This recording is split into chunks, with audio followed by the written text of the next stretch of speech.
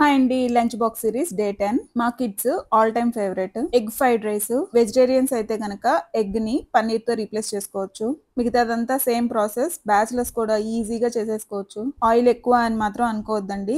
ఈ రెసిపీకి ఆయిల్ ఉంటేనే టేస్ట్, లేకపోతే నీచు వాసన వస్తుంది. ఎగ్ కడాయిలో ఆయిల్ వేసుకొని 4 eggs క్రాక్ చేసుకొని దానికి రుచికి సరిపడినంత ఉప్పు, పెప్పర్ పౌడర్, ఈ రెండేనండి వేసేది, ఇంకేమీ వేసుకోవద్దు. జస్ట్ 1 minute అలా వదిలేసిన తర్వాత ఎగ్ అంతా కలుపుకొని ఫ్రై అయిన తర్వాత ఒక ప్లేట్ లోకి తీసుకొని కొంచెం ఆయిల్ ఉంటుంది, అదే సరిపోతుందండి. ఇందులో లవంగాయి, యాలక్కాయ, జీలకర్ర వేసాను. అవి ఫ్రై అయిన తర్వాత మనకి అవైలబుల్ గా ఉన్న వెజిటబుల్స్ అన్ని వేసుకోవచ్చు. నేనైతే onion, cabbage, carrot, capsicum, beans వేసాను. అవి వేసి రుచికి సరిపడినంత ఉప్పు వేసుకొని అంతా కలుపుకొని ఈ రెసిపీ అంతా మీడియం టు హై ఫ్లేమ్ లో పెట్టుకునే చేసుకోవాలి. వెజిటబుల్స్ 70% కుక్ అయింది అన్న తర్వాత scrambled egg, rice, chilli flakes, pepper powder, soya sauce complete గా ఆప్షనల్ అండి. ఫ్రైడ్ రైస్ కి ఆ కలర్ సోయా సాస్ వల్లే వస్తుంది. మీకు నచ్చితే వేసుకోండి, లేదంటే లేదు. అంతా కలుపుకొని లాస్ట్ లో కొత్తిమీర యాడ్ చేసుకొని రైస్ వేడికిన తర్వాత స్టవ్ ఆఫ్ చేసుకొని సర్వ్ చేసుకోవడమే.